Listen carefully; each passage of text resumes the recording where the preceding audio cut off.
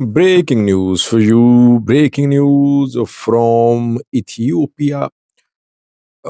This breaking news video has two topics. Firstly, Amhara region of Ethiopia, where for the first time today, two Fano groups jointly operated.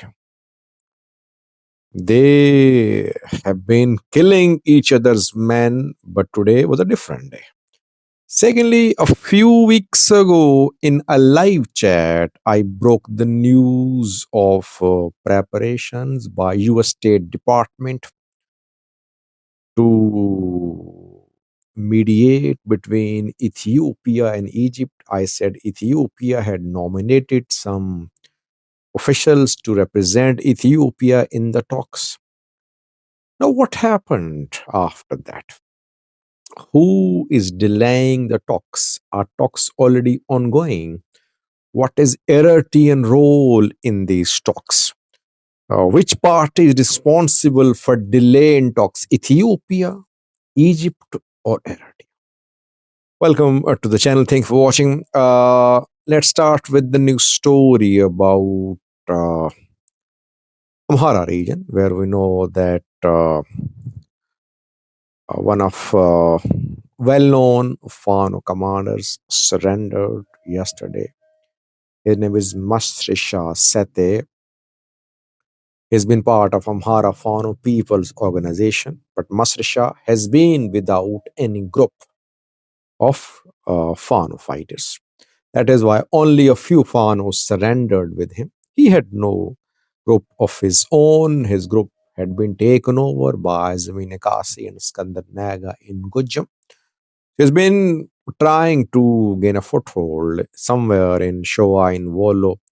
That is why he joined AFPO, Amhara Fano People's Organization, which is opposed to AFNF, of which Zamine Kasi is part. He's opposed to Zamine Kasi. That is why he joined AFPO, but he could not gain a foothold in Shoa or Wollo. He could not organize Fano militias there, and AFPU and AFNF commanders did not allow him to settle rather.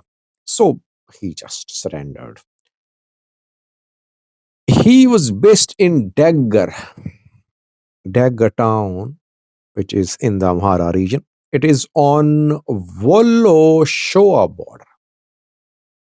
Daggar town is on South Wollo, North Shoa, Amhara border.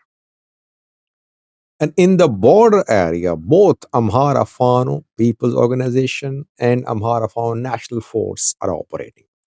You know that Shoa, North Shoa zone of Amhara, is the stronghold of AFPU. AFPU has presence in two zones only, North Shoa zone of Amhara and Gondar, where Dereje Bale is their main commander. After Masri Shah surrendered, security forces entered Daggar town, where Masri Shah and other AFPO commanders were based. And since this morning, since Tuesday morning, fighting has been ongoing between Ethiopian military, security forces, and two Fano organizations, Amhara Fano People's Organization and Amhara Fano National Force. Both are reportedly jointly fighting the Ethiopian security forces in Daggar town. Daggar is situated between Kalala and Rema. Rema is in Shoa, Kalala is in South Wollo. We saw pictures of Colonel Fantahun from Kalala a few weeks ago. Colonel is with the Fano groups. He hasn't surrendered. His new pictures have been released showing him with Darsan Barhane, with Mekatao too. We saw his picture with Mekatao yesterday. Skandar is there in Fano's movement. Masrisha has surrendered. And after Masrisha's surrender, security forces launched an operation in Daggar. But this operation united two Fano organizations. Now AFPO and AFNF are jointly fighting the military. We'll see what happens there in coming hours.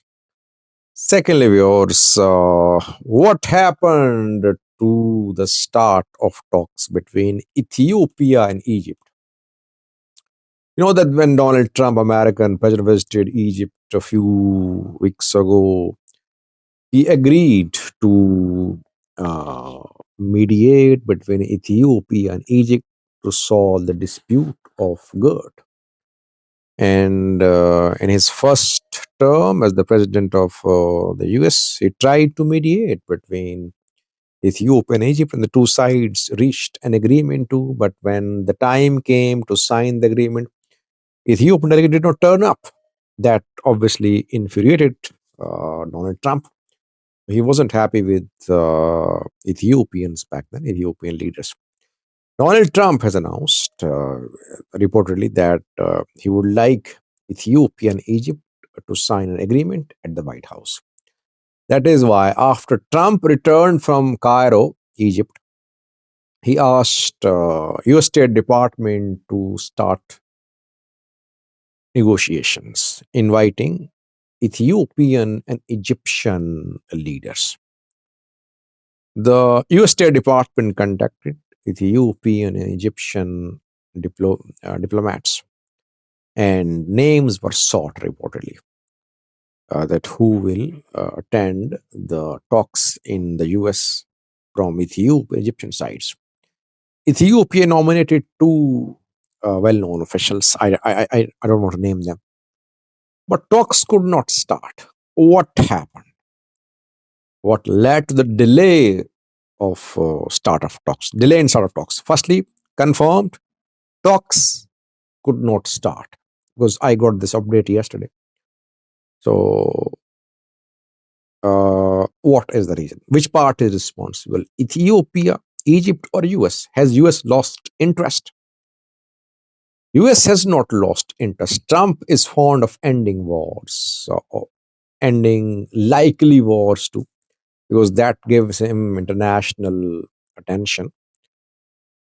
He comes under international spotlight and he wants to be remembered as a peacemaker, a deal broker.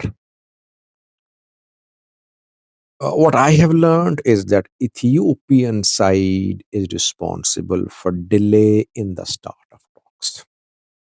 You know that Saudis are involved too. UAE will be involved as well.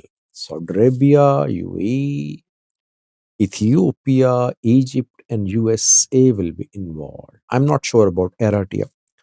But if you remember, Ethiopian Prime Minister delivering a speech at the parliament a few weeks ago sent a strong message to the US that Ethiopia wants access to sea. It's an existential issue for Ethiopia. Ethiopia is treating this issue as something which is important for Ethiopian sovereignty. That was a message basically for the US from Ethiopia. Ethiopia is linking agreement with Egypt over GERD to agreement with Eritrea about access to a support. Egypt obviously does not want this type of dialogue. Ethiopia has laid out some tough preconditions. That's what I have learned from Washington.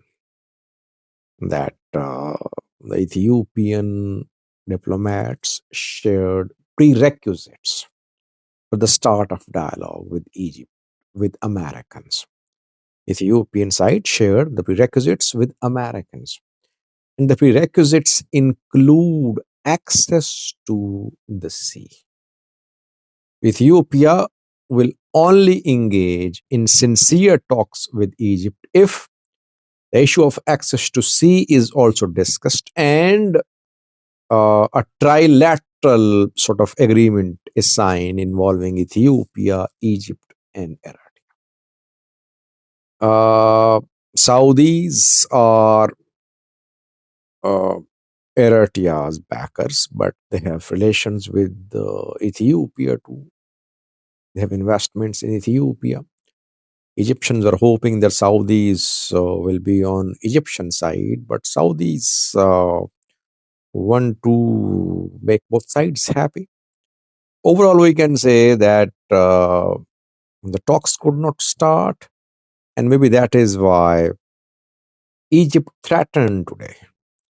Egyptian Foreign Minister Badr Abdelatif said today that this is the last time that Egypt is talking to Ethiopia. Which last time? It means that preparations are there. There is talk of talks in Washington D.C. That is why Egypt said that we're giving last chance to negotiation. Otherwise, what will happen after the last chance?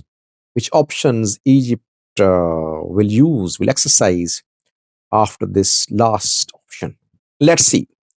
So far, Ethiopia is asking too much before the start of talks, reportedly. Thank you for watching.